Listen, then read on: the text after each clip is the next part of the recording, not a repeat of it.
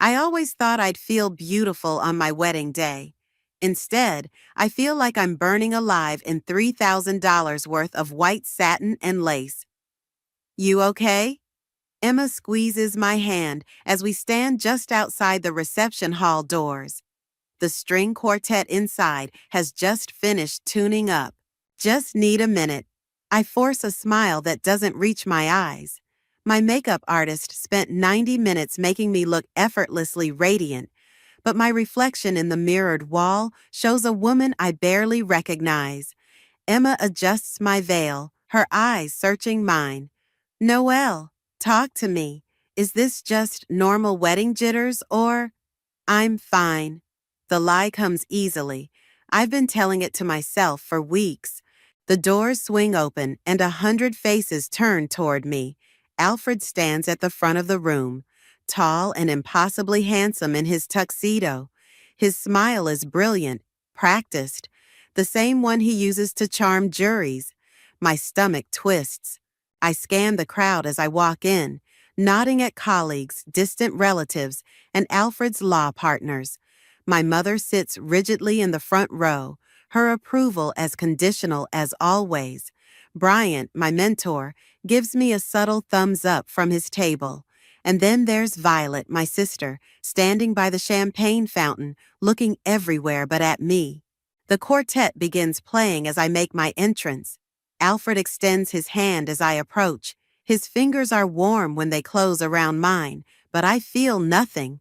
Just hours ago, I found a text on his phone while he was in the shower. Not the first suspicious message I'd glimpsed, but the most damning. "You look stunning," he whispers. And for a second, I almost believe he means it. The officiant begins, and I go through the motions. My voice sounds distant to my own ears as I repeat words about honor and cherishing. Alfred's vows are eloquent, of course. He's always been good with words, too good.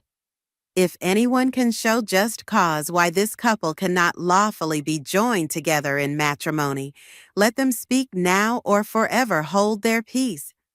The traditional pause, a few awkward chuckles from the crowd, and then, "I have something to say." The voice cuts through the room like a blade. Conversations stop.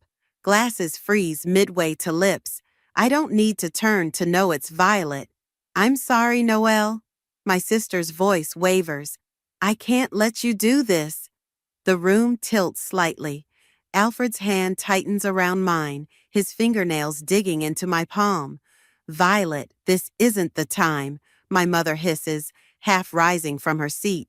But Violet continues, each word striking like a physical blow. "Alfred and I have been sleeping together for the past 8 months. The collective gasp seems to suck all the oxygen from the room. I turn slowly, feeling as though I'm moving underwater.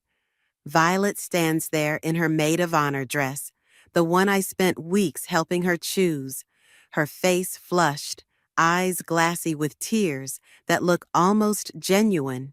"It started as just one night," she continues, her voice growing stronger. "But it became more. I'm in love with him, Noelle, and he loves me too." I look back at Alfred, whose face has drained of color, not from shock, from being caught. The calculation is already happening behind his eyes. I can see it, having witnessed it in the courtroom. He's measuring responses, weighing options. "Noelle," he starts, his tone placating, the same tone he uses with difficult clients. "This isn't, she's confused." 8 months, I repeat, my voice surprisingly steady. "That would be right after our engagement party, wouldn't it?" Alfred blinks, thrown by my calmness. "She's making this up. You know how Violet gets, always wanting attention." "The text I saw this morning," I continue, "the one that said, 'After today, we won't have to hide anymore.' That wasn't from a client, was it?" The room is so quiet I can hear the ice melting in abandoned drinks. My mother's face is a mask of horror. Emma has moved closer, ready to catch me if I fall. But I won't fall, not here. "Did you think I wouldn't find out?" I ask, loud enough for everyone to hear. Or did you just not care? Alfred reaches for my arm. Let's discuss this privately. I step back, out of his reach. There's nothing to discuss. I turn to face our guests, these people who came to celebrate our love.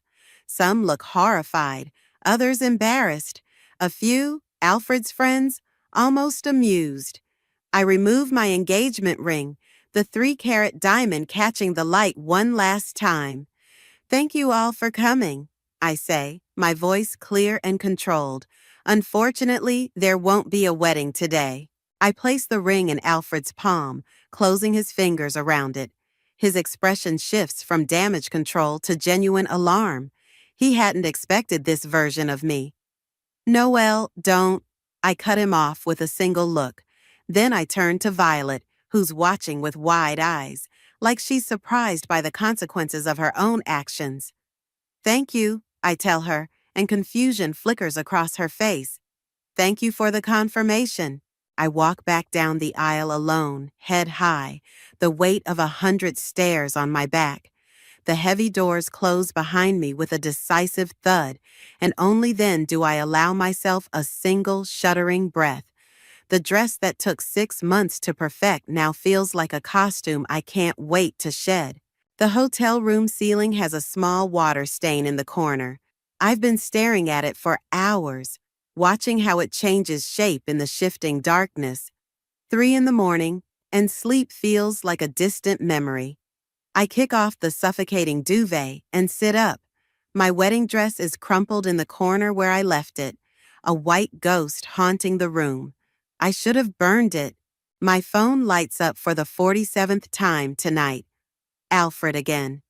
I don't need to read the message to know what it says.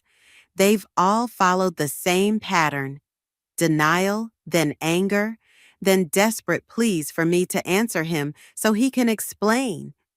What is there to explain about sleeping with my sister? I scroll through older messages instead, hunting for clues I missed.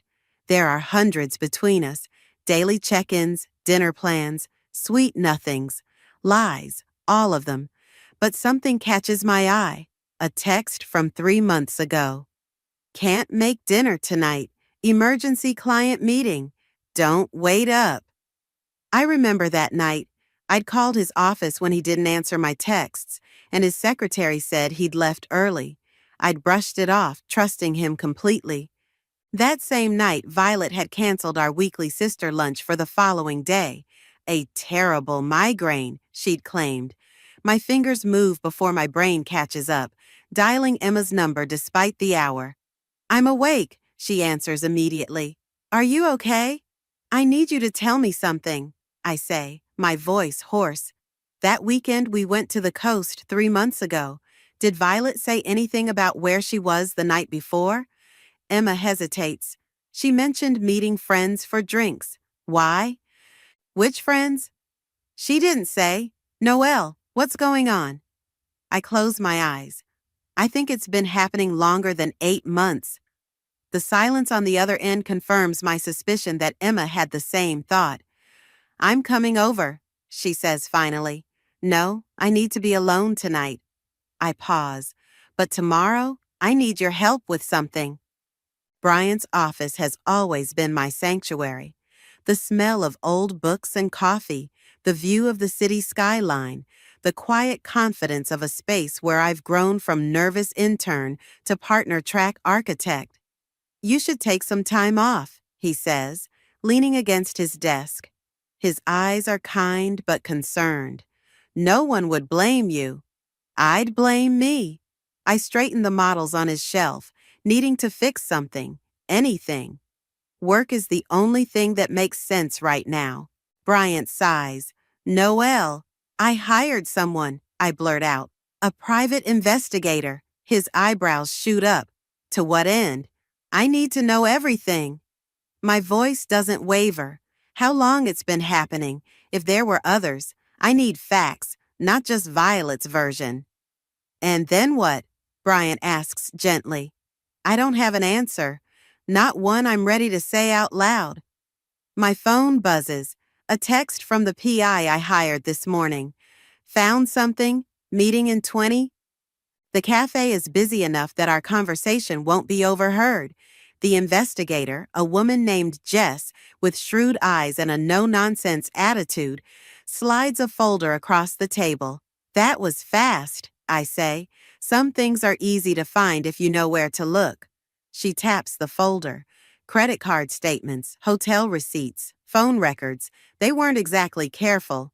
My hands shake as I open it. The first page is a credit card statement. Alfred's. Multiple charges at a hotel downtown, dating back nearly a year. The same hotel every few weeks. A year, I whisper. They've been doing this for a year. Jess nods. There's more. Your sister's social media has them in the same locations too many times to be coincidental. Different cities, even.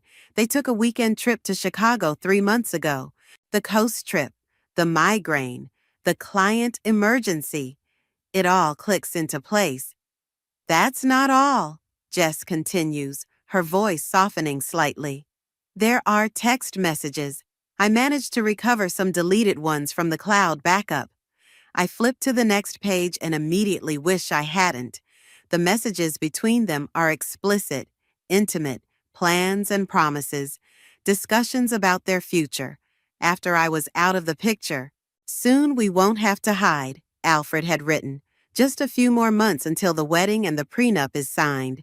Then we'll have everything we need. The prenup. The one that would have given Alfred access to my trust fund if we stayed married for at least a year. The inheritance my grandfather left specifically to me, not Violet. This wasn't just an affair. It was a con. My phone rings, Violet's name flashing on the screen. For the first time since yesterday, I answer. Noelle, thank God, she breathes. I've been so worried. Can we talk? Please, I need to explain. Where are you right now? I ask, my voice eerily calm. At Mom's, she's not happy with me. I bet she isn't. I close the folder, my decision made. Tell me something, Violet. Was it worth it? What? Was destroying me worth whatever he promised you?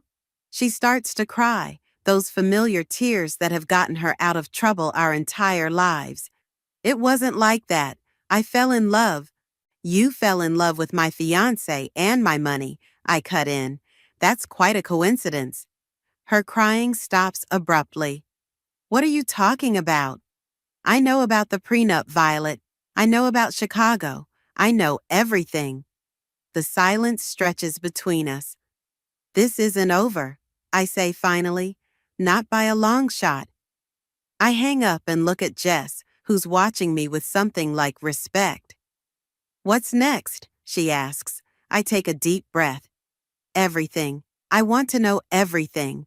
3 days after my wedding that wasn't, I sit cross-legged on my living room floor surrounded by evidence of my former life's implosion. Jess has been thorough. Hotel receipts, photos, text message logs, and location data spread around me like the world's most depressing puzzle. I pick up a photo of Alfred and Violet at a restaurant in Chicago, his hand on hers, both smiling like they'd invented happiness. The timestamp matches our coast trip perfectly. My phone buzzes with a text from Emma. You still alive in there? I haven't left my apartment since meeting with Jess.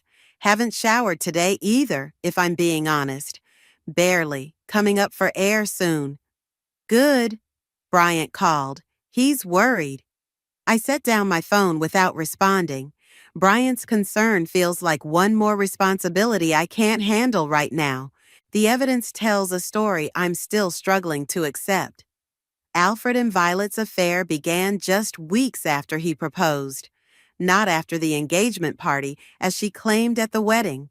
Their Chicago trip wasn't the only one. They'd been to New York twice, once, while I was at a conference in Seattle. The prenup Alfred had insisted upon, just to protect us both, had been carefully designed to give him access to my inheritance after a year of marriage. And Violet, my little sister, the girl I'd protected from bullies, helped through college, defended to our mother countless times. She'd been planning to move in with him after I signed those papers. My doorbell rings, startling me. Through the peephole, I see Alfred, looking haggard in rumpled clothes. "I know you're in there, Noelle," he calls through the door. "We need to talk." My heart hammers against my ribs. I press my back against the wall, willing him to leave. "I'm not going anywhere until you open this door," he continues, his lawyer voice slipping into place. The neighbors are starting to notice. That calculated manipulation, using my concern for appearances against me, ignites something molten in my chest. I swing the door open. Alfred's eyes widen at my appearance. Unwashed hair, sweatpants, dark circles under my eyes. Good. Let him see what he's done. "You have 30 seconds, I say. He pushes past me into the apartment before I can stop him, then freezes when he sees the evidence spread across my floor. "What is all this?" His voice has lost its confidence. "Your life, Alfred, or at least the parts you tried to hide." He picks up a hotel receipt, his face paling. "You had me investigated? That's invasive, unethical, funny coming from the man who was sleeping with my sister while planning to steal my inheritance." Alfred's expression shifts, the mask slipping to reveal something calculating beneath. "It wasn't like that." "No? Then explain the prenup. Explain why you needed access to my trust fund after 1 year of marriage." "That was standard protection." "For whom?" I step closer. "The prenup my lawyer drafted protected both of us. The one you insisted on replacing it with protected you. Only you." He runs a hand through his hair, a gesture I once found endearing. Now I see it for what it is, a practiced move to appear vulnerable. "I made a mistake with Violet," he says, voice softening. "A terrible mistake. But I love you, Noelle. I've always loved you." Something breaks loose inside me, a laugh so bitter it scrapes my throat. "You've never loved anyone but yourself. That's not fair." "Fair?" I grabbed the Chicago photo and thrust it at him. "Was this fair? This was the weekend I was with Emma, grieving the anniversary of my father's death. You knew that. You knew what that weekend meant to me." His silence is damning. "Get out," I whisper. "Noelle, get out," I scream, my voice cracking. "Before I call the police and tell them how you tried to defraud me." That gets his attention. Alfred straightens, lawyer mode fully engaged. "You have no proof of intent to defraud." I gesture to the floor. "I have enough to make your life very uncomfortable. Your firm doesn't like scandals, does it? Especially ones involving senior associates and inheritance schemes." His jaw tightens. "This isn't over." "Actually, it is." I open the door. "And Alfred, tell Violet I know about the necklace, too." His eyes flicker with confusion, then alarm. "I don't have any information about a necklace. It was a shot in the dark." But his reaction tells me there's something there, something I need to find. After he leaves, I collapse onto the couch, adrenaline draining away. My phone rings. "Bryant again?" This time I answer.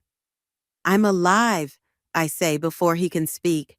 "Glad to hear it." His voice is warm with relief. "Listen, I need to tell you something. Alfred came by the office yesterday." I sit up straight. "What? Why?" "He wanted to know if you'd been in contact with any of our clients, specifically the Westmore development." The Westmore development, my biggest project, the one that could make my career. "He claimed that as your fiancé, he was concerned about your mental state affecting the project." Bryant continues. "I showed him the door, but Noelle, he's trying to undermine you professionally." Cold clarity washes over me.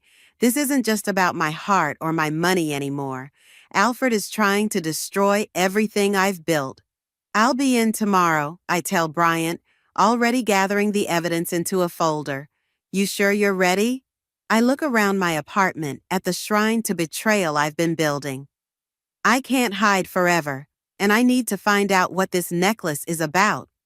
What necklace? I don't know yet, I admit, but I think it might be the key to understanding why Violet really did this.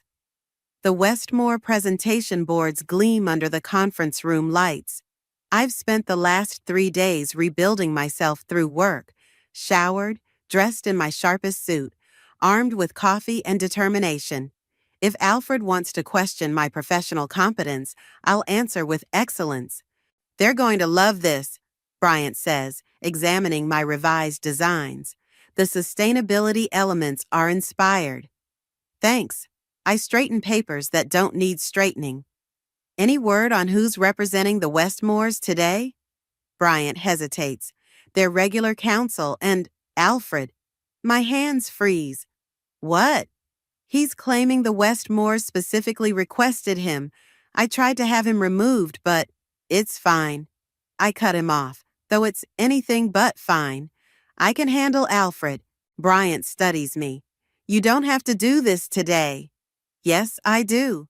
I check my reflection in the glass wall. He's trying to rattle me. I won't give him the satisfaction. The conference room door opens, and the Westmores enter, Robert and his daughter Melissa, followed by their financial advisor. And then Alfred, looking immaculate in a suit I helped him choose last Christmas. Our eyes meet. His hold a warning, mine a promise. Noel? Robert Westmore embraces me warmly. Bryant tells me you've been working miracles with our project. Just doing my job, I smile, ignoring Alfred completely. Shall we begin? The presentation flows smoothly.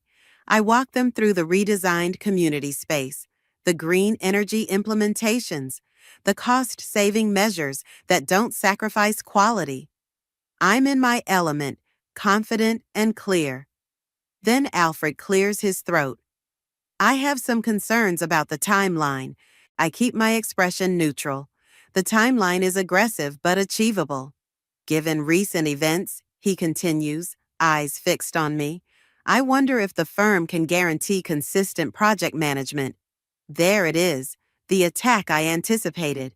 If you're referring to my personal life, Alfred, I say, my voice steady, I assure you it has no bearing on my professional commitments. I'm simply concerned about emotional stability.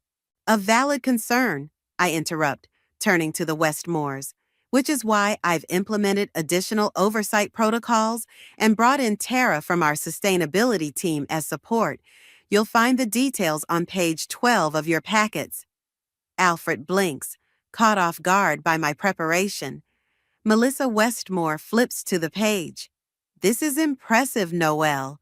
You've thought of everything. Not everything, Alfred mutters. Robert Westmore frowns. Is there something specific troubling you, Alfred? Because from where I sit, Noel has addressed all our concerns thoroughly. Alfred forces a smile. Just doing my due diligence. The meeting concludes with handshakes and approvals. As everyone files out, Alfred lingers. Clever move, he says once we're alone. But this isn't over. It was over the moment Violet opened her mouth at our wedding, I reply. Now it's just cleanup. His eyes narrow. Speaking of Violet, she's quite upset about your accusation. What accusation? About the necklace. She says she doesn't know what you're talking about. I maintain my poker face. Interesting that she's so upset about something she knows nothing about. Alfred steps closer. Whatever you think you know, I know enough. I gather my materials, and I'm learning more every day. His expression hardens. Be careful, Noel. You might not like what you find. The threat hangs in the air as he leaves. Only when the door closes do I allow myself a shaky breath. You bluffed? Emma laughs, pouring more wine into my glass. We're at her apartment, safely away from any memories of Alfred or Violet. That's brilliant. It was a guess, I admit, but his reaction told me everything. There's something about a necklace that matters to them both. Emma's smile fades. Do you think it could be your grandmother's emerald? The one your mom gave you for the wedding? My stomach drops. The emerald necklace, a family heirloom meant to be worn by Henderson women on their wedding days. My mother had presented it to me with rare emotion, a moment of connection between us. I never even wore it, I whisper. It was in my jewelry box for the ceremony. Emma sets down her glass. When did you last see it? I close my eyes, thinking. The rehearsal dinner. I showed it to Violet when she came to my room to borrow earrings. And after the wedding chaos? I haven't checked. My hands begin to shake. You don't think... Emma's expression is grim. Call your mother. The conversation with my mother is brief and painful. Yes, the necklace is missing. No, she hasn't seen it since giving it to me. Yes, she's furious about the wedding disaster. No, she doesn't want to discuss Violet's behavior. After hanging up, I stare at my phone. If they stole my grandmother's necklace, then this wasn't just about the trust fund. Emma finishes. It was about hurting you completely. My phone pings with a text from Jess. Found something on V's friend Daria. You'll want to see this. Attached is a photo of Daria and Violet at a cafe, huddled in conversation. The timestamp is 2 days ago, but what catches my eye is the glint of green at Violet's throat, partially hidden by her scarf. My grandmother's emerald. I need to talk to Daria, I say, showing Emma the photo. Violet's best friend? She'll never betray her. Maybe not. I finish my wine. But Daria and I were friends once too, before Violet claimed her. And unlike my sister, Daria has a conscience. I send a text to Daria. We need to talk about the necklace Violet's wearing. Tomorrow, 10 a.m., Riverside Cafe. Come alone. The response is immediate. How did you know? I don't answer. Let her worry overnight about what I know and what I don't. Tomorrow, I'll start getting real answers. Riverside Cafe bustles with morning customers. But I spot Daria immediately. She's hunched over her coffee, eyes darting nervously toward the door. When she sees me, her face pales. I slide into the seat across from her, setting my phone face up on the table, recording app ready. Thank you for coming, I say, keeping my voice neutral. Daria's fingers twist around her cup. I almost didn't. But you did. That says something. She looks thinner than I remember, dark circles under her eyes. Violet's friendship has always come with a cost. I don't know what you think I can tell you. She begins. I pull out the photo and place it between us. You can start by explaining why my sister is wearing my grandmother's emerald necklace. Daria stares at the picture, then closes her eyes briefly. I told her not to wear it in public. So you knew she took it. Not initially. Daria's voice drops. She showed up at my place after your wedding, or non-wedding, wearing it under her dress. Said it was a gift from your mother. My mother would never give Violet that necklace. The certainty in my voice makes Daria flinch. It's been passed to the eldest daughter for generations. That's what I thought, but Violet was convincing. I lean forward. What else has she convinced you of, Daria? She looks away. I don't want to be in the middle of this. You already are. I keep my voice gentle but firm. How long have you known about her and Alfred? Since Christmas. She meets my eyes finally. I saw them together at the mall when they were supposedly shopping separately for your gifts. They didn't see me. 6 months. While I was planning my wedding, my friend knew my sister and fiancé were betraying me. Why didn't you tell me? Daria's eyes fill with tears. Violet said it was just physical, that it would end before the wedding. Then she said Alfred was leaving you anyway, that you were too focused on your career to make him happy. Each word is a fresh cut. I take a steadying breath. And the trust fund? The prenup? Daria looks genuinely confused. What prenup? I explain briefly about Alfred's financial scheme. Daria's expression shifts from confusion to horror. I didn't know about any of that, she whispers. Violet never mentioned money. What did she mention? Daria hesitates. She said, she said it was finally her turn to be the favorite. The words hit me like a physical blow. Her turn? She's always felt second best. To you, the successful daughter, the one your mother respects, the one who got the family heirlooms and the trust fund from your grandfather. That's not, I stop myself. Isn't it true? Our mother has always been harder on Violet, comparing her unfavorably to me. And our grandfather did leave his money only to me, saying Violet was too irresponsible. That doesn't justify what she did, I say finally. No, Daria agrees. It doesn't. She reaches into her bag and pulls out a small velvet pouch. I took this from her yesterday, told her I needed to borrow it for a date. My grandmother's emerald necklace spills into my palm, the green stone catching the light. My throat tightens.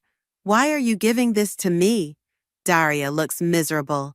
Because I should have told you at Christmas, because what they're doing is wrong. As I'm processing this, the cafe door opens. Violet walks in, freezing when she sees us together. Her eyes lock on the necklace in my hand. You bitch, she hisses at Daria. You said you needed it for a date. Daria stands, gathering her things. I'm sorry, Violet. I can't do this anymore. She squeezes my shoulder before hurrying out, leaving me alone with my sister. Violet slides into the vacant seat, her initial shock hardening into defiance. So now you're turning my friends against me too? I didn't have to turn anyone. Your actions did that. She scoffs. Always so self-righteous. Poor Noelle, the perfect victim. Why did you take this? I hold up the necklace. It wasn't enough to take Alfred? Something flickers across her face. Pain, maybe even shame, before the mask returns. Mom should have given it to me. She only gave it to you because you're the responsible one. So you stole it. I borrowed it. Like you borrowed my fiancé. The words come out sharper than intended. Violet leans forward. Alfred and I love each other. That part wasn't a lie. And the prenup? The plan to access my trust fund? Was that love too? Her expression falters. What are you talking about? For a moment, I almost believe her confusion is genuine, but I've seen the evidence. Stop lying, Violet. I know everything. Clearly you don't, she snaps. Alfred never mentioned any trust fund to me. A cold feeling spreads through my chest. Then why? Because I was tired of being second place. Her voice rises, drawing glances from nearby tables. My entire life, it's been, why can't you be more like Noelle? Do you have any idea what that's like? So you destroyed my wedding to get back at me? I struggle to keep my voice steady. How does that make you first place in anything? Violet's eyes fill with tears that, for once, seem real. It wasn't supposed to happen like that. I was drunk, emotional.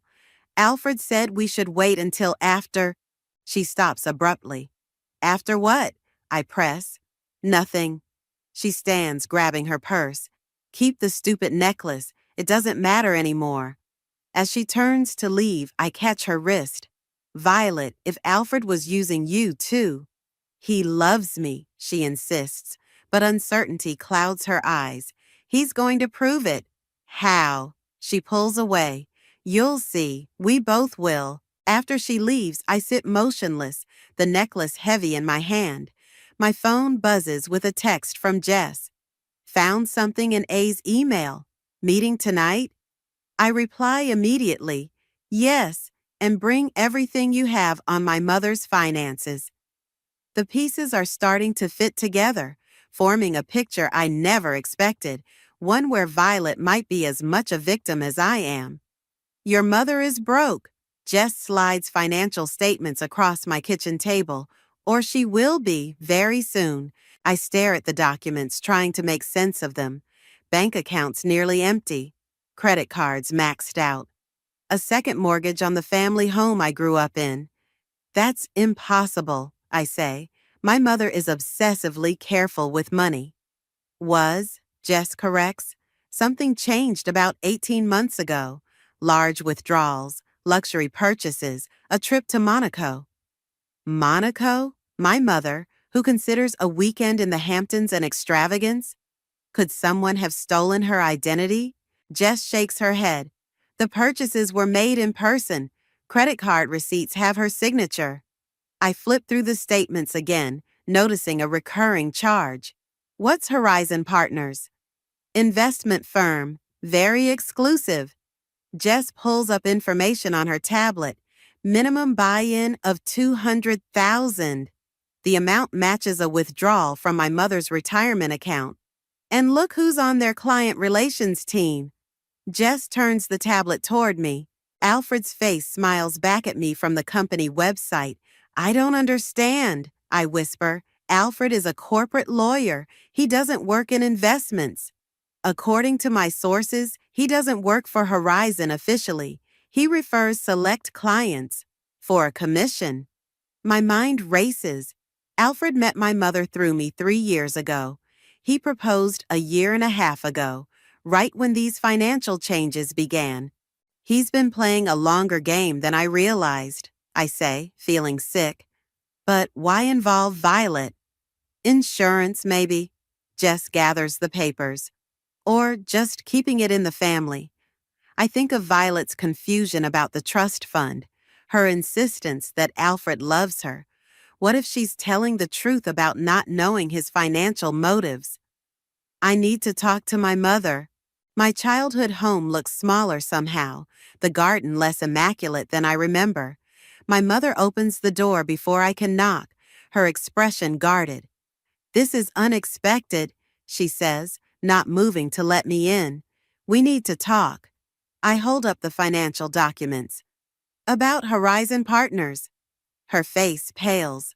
She glances at the neighbor's house, then pulls me inside. The living room is the same as always, formal, impeccable, unlived in. But there are subtle changes. The silver candlesticks missing from the mantel. The space where a small painting once hung. Where did you get those? She demands, nodding at the papers in my hand. That's not important. What matters is that Alfred has been stealing from you. She laughs, a brittle sound. Don't be ridiculous. Alfred helped me invest my money. In a scheme. Mom, Horizon Partners isn't legitimate. They take your money and… Stop. Her voice is sharp. I know exactly what I invested in. The returns have been exceptional. Have you actually received any returns, or just statements showing growth? Her hesitation tells me everything. Mom, I say gently, when was the last time you tried to withdraw money from this investment? She sits down heavily. They require a 12-month commitment, which conveniently would have ended right after my wedding. I sit beside her, after I signed Alfred's prenup giving him access to my trust fund. That's absurd. Alfred wouldn't… She stops, uncertainty crossing her face. He and Violet are both involved, yes, though I'm starting to think Violet doesn't know the full extent of it.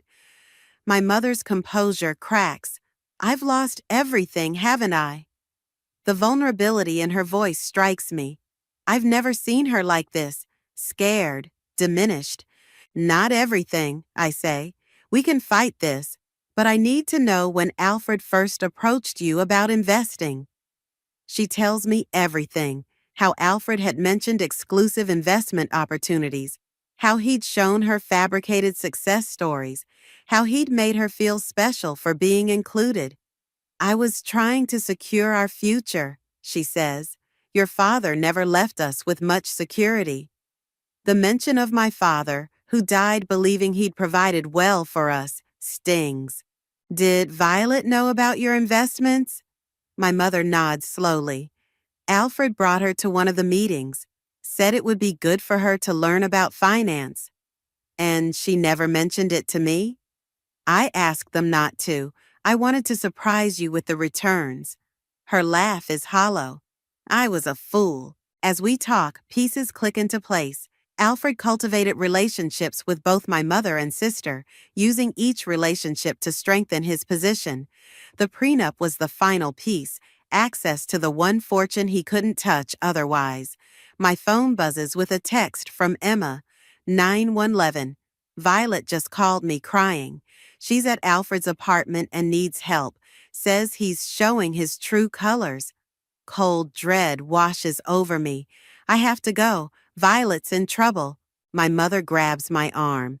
What are you going to do? What I should have done from the beginning. Protect my sister. After what she did to you? Disbelief colors her voice. She's still my sister. I head for the door, and Alfred has been manipulating all of us. Noelle, my mother calls after me. Be careful. Men like Alfred, they don't like losing. Outside, I call Emma. I'm on my way to Alfred's. Call Bryant and tell him what's happening. Shouldn't we call the police? I think of Alfred's connections, his ability to charm and manipulate. Not yet. First, I need to get Violet out of there. As I drive, another text comes through. From Violet this time. I'm sorry. You were right about everything. He wants the necklace back. Says it's worth more than I know. The emerald necklace, still in my purse from this morning. What did Alfred say? You might not like what you find. I press the accelerator harder. Whatever game Alfred is playing, it ends tonight. Alfred's luxury apartment building gleams like a fortress of glass and steel. The doorman recognizes me, his eyes widening slightly. Ms. Harper, I thought, I'm expected, I lie, striding past him. In the elevator, I check my phone. No new messages from Violet. Emma is 20 minutes away. Bryant hasn't responded. My fingers close around the velvet pouch in my purse, the emerald necklace suddenly heavy with significance. The elevator opens directly into Alfred's penthouse. The space is immaculate as always. Minimalist furniture, strategic lighting, floor-to-ceiling windows overlooking the city. No sign of disturbance. No sign of Violet. Hello? My voice echoes in the open space. Alfred emerges from his home office, tumbler of whiskey in hand. He looks unsurprised to see me. Noelle, what an unexpected pleasure. His tone is smooth, controlled. Where's Violet? He takes a deliberate sip. Not here. Cold fear grips me. She texted me, said she was with you. Did she? He sets down his glass. Phones can be so unreliable. I pull out my phone, showing him Violet's message. Stop playing games. Where is my sister? Alfred studies the text, then smiles. Ah, she was here earlier. We had a disagreement. She left. Without her phone?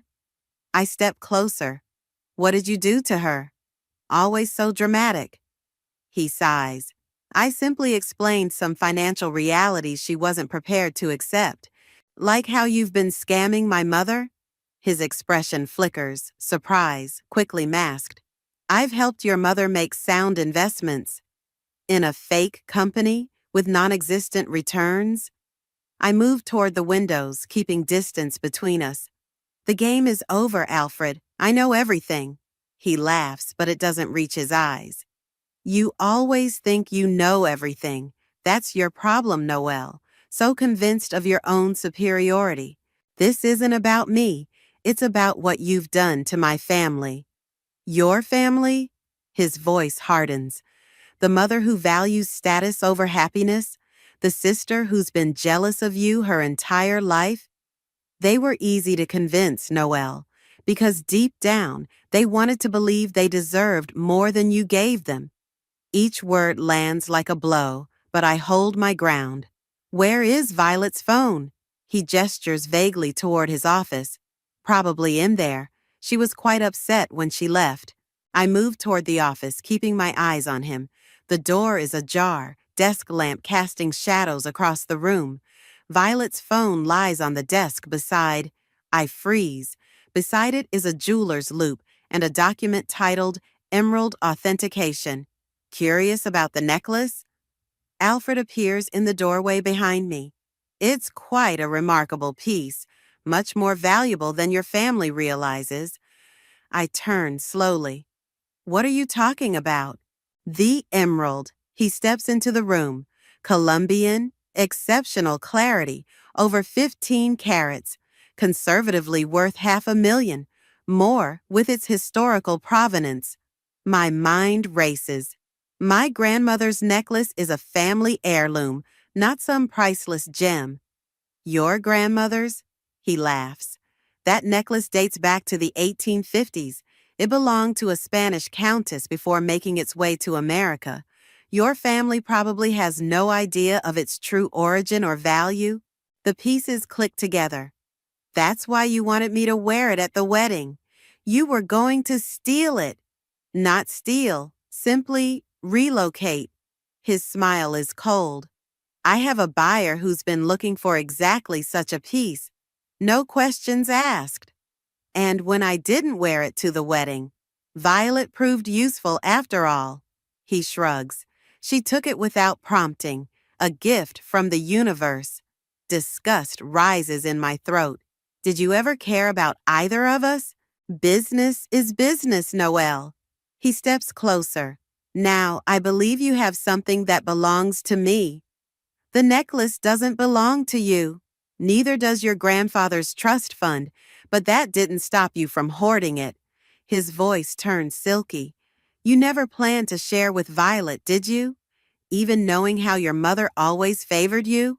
I won't let him manipulate me. Where is Violet now? Safe, probably crying to one of her friends. He holds out his hand. The necklace, Noel. And if I don't give it to you? His expression hardens. Then things become unpleasant for everyone. My phone buzzes, a text from an unknown number. It's Daria. Violet is with me. She's scared. Alfred threatened her. Relief floods through me, followed by clarity. I need to keep Alfred talking until Emma arrives. You know what I don't understand? I move toward the window, putting the desk between us. Why the elaborate scheme? Why not just steal the necklace? Because I'm not a thief, he says, affronted. I'm an opportunist. The trust fund was the primary goal. The necklace was a bonus. And my mother's investments? Seed money, establishing credibility. He smiles. Your mother was surprisingly easy to convince, so eager to prove her financial acumen. You destroyed her retirement for seed money? Anger burns through me. Collateral damage, he shrugs. Now enough stalling. The necklace. I reach into my purse, fingers closing around the velvet pouch. You know what the worst part is, Alfred? I actually loved you. And I appreciated that about you. His smile doesn't reach his eyes. Love makes people so wonderfully compliant. The elevator chimes in the living room. Alfred's head turns slightly at the sound. In that moment of distraction, I press send on the voice recording app that's been running since I entered the apartment, forwarding the file to Emma, Bryant, and Jess. Alfred's eyes narrow as he turns back. What did you just do? I hold up my phone, showing him the sent confirmation. Business is business, Alfred. The fury that crosses his face is terrifying. He lunges across the desk, grabbing for my wrist. Give me that phone! I sidestep, but he catches my arm, fingers digging painfully into my skin. We struggle, his strength overwhelming mine. Let her go. Emma's voice cuts through the room. She stands in the doorway, Bryant beside her, both of their phones held up, recording.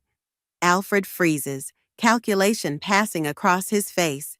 He releases me with a shove that sends me stumbling backward.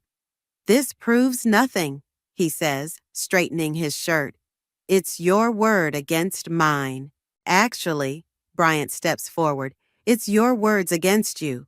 That confession about defrauding Reese Henderson? Very compelling evidence. Alfred's face drains of color as he realizes the extent of what I've recorded. You won't get away with this, he hisses at me. I pull the emerald necklace from my purse, holding it up to the light. I already have. The police station smells like industrial cleaner and bad coffee. I've been answering the same questions for 3 hours, my voice growing hoarse as I explain Alfred's scheme again and again. The recording makes it straightforward, but the detective wants every detail. And the necklace? She asks, making notes. A family heirloom. I place the velvet pouch on the table, apparently worth far more than we realized. She nods. We'll need to keep this as evidence temporarily. I understand. I glance at the clock, nearly midnight. Is my sister still here? Finishing her statement in the next room. When I'm finally released, I find Emma waiting in the lobby, scrolling through her phone. Bryant took your mother home, she says, standing. Alfred's being held without bail, flight risk. And Violet? Emma hesitates. Still inside, Daria's waiting for her. As if summoned by her name, Violet emerges from a side door, looking small and exhausted. When she sees me, she stops, uncertainty written across her face. I'll wait in the car, Emma says, squeezing my arm before slipping outside. Violet and I stand in silence, the fluorescent lights humming overhead. All the anger I've carried these past weeks feels suddenly heavy, exhausting. I didn't know, she finally says, about Mom's money, about the necklace. I know, her eyes widen slightly. You believe me? Alfred manipulated all of us. I take a step closer. But that doesn't erase what you did, Violet. You still chose to sleep with my fiancé. You still chose to humiliate me at my wedding. She looks down. I was jealous of everything you had, everything you were. And now? I ask. What do you think I have now? Tears fill her eyes. Your dignity, your strength. She wipes her cheek. I never had either. The admission hangs between us. Not quite an apology, but perhaps the most honest thing she's ever said to me. Where will you go tonight? I ask. Daria's offering her couch. She attempts a smile. Apparently, I've used up all my betrayal allowance with her. I nod, not yet ready to offer more. Get some rest. We'll talk tomorrow. As she turns to leave, I add, Violet, I'm glad you're safe. The surprise in her eyes says everything about our relationship, how broken it's been, long before Alfred entered our lives. Dawn breaks as I unlock my apartment door, Emma trailing behind me. We're both exhausted, moving on autopilot as we kick off shoes and collapse onto the couch. You should sleep, Emma says, stifling a yawn. Not yet. I pull out my phone, dialing a number I rarely use. My mother answers on the first ring, voice alert despite the hour. Noelle, is it over? Alfred's in custody. The police have everything they need. I take a deep breath. But we need to talk about what happens next. I've lost everything, she says quietly. The investments, the house equity. Not everything. I meet Emma's questioning gaze. I'm transferring funds from my trust to cover your losses. Silence on the line. Then, I can't accept that. You're not accepting anything.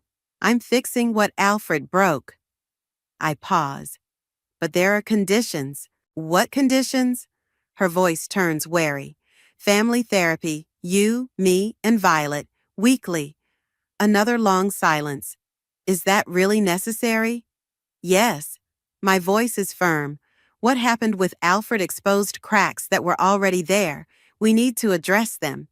And if I refuse? Then you'll still get the money. I close my eyes, finding strength I didn't know I had.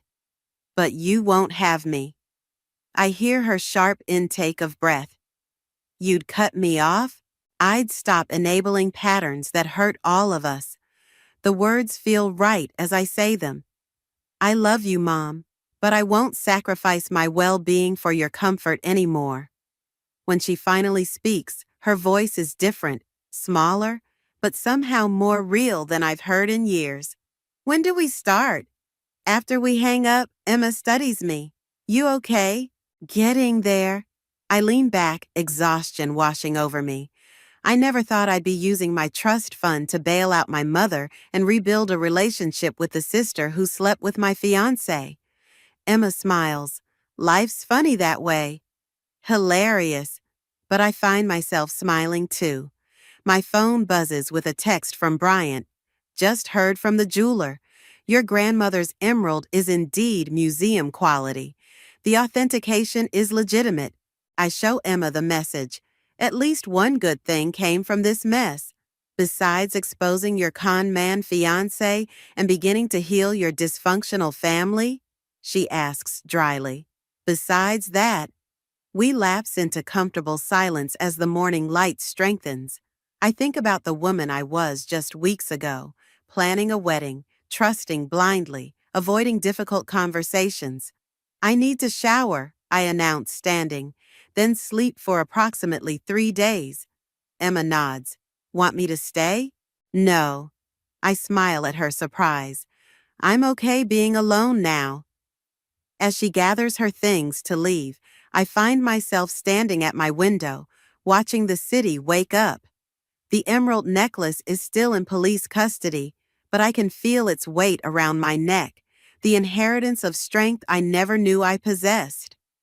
Emma pauses at the door. What will you do with the necklace when you get it back? I turn from the window, the answer coming with unexpected clarity. Keep it safe, then someday pass it to someone who understands its true value. Not its price, its history. The story of women who survived betrayal and emerged stronger, a legacy worth more than any gemstone. I am who I choose to be, I whisper to myself as the door closes behind Emma. The words echo in my empty apartment, no longer a statement of defiance, but a simple, powerful truth.